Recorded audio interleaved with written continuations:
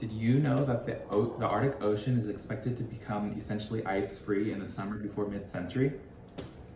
In this image here, you can see how the ice is breaking off into the ocean.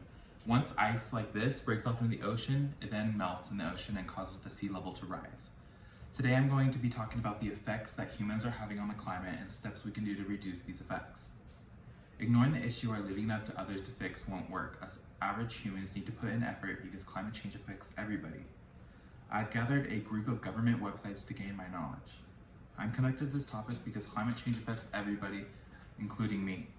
If humans don't do something about climate change, the world we now know will become unlivable. Climate change is caused by the burning of fossil fuels. This causes greenhouse gases in our atmosphere, which leads to global warming. We can adapt to live a more climate-friendly lifestyle. By being conscious with what we do, we can reduce greenhouse gases in our atmosphere. Now I will talk about the issues of climate change. It's written on the website climate.nasa.gov that by the end of the century, we'll have once in 20-year extreme heat days are projected to occur every 2 or 3 years over most of the nation. Another website titled globalchange.gov wrote, the impacts of climate change are already being felt and they're projected to intensify in the future, especially without further action to reduce climate-related risks. The atmospheric concentration of carbon dioxide, the largest contributor to human-caused warming, has increased by about 40% over the industrial era. In this image, you can see the carbon emissions over the years, and after the 1950s, you can see that there's almost a lateral increase in the carbon emissions. Although climate change is already happening, there are things we can do to lessen the effects. Adapting can minimize the consequences of changes that are happening due to past and current emissions. In the article titled Smart Growth and Climate Change posted on EPA.gov, they discourage building in areas that are or are projected to be more vulnerable to climate-related risks. We should preserve green spaces.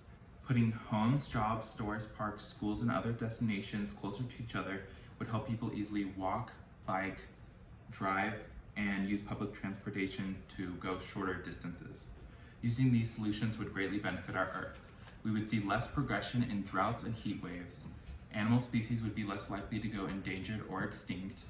The sea level would rise at a slower rate. In this graph here, you can see that from the 1900s, there has been a great increase in the sea level, and it's only projected to increase more over the years. In general, we would see less change in our climate.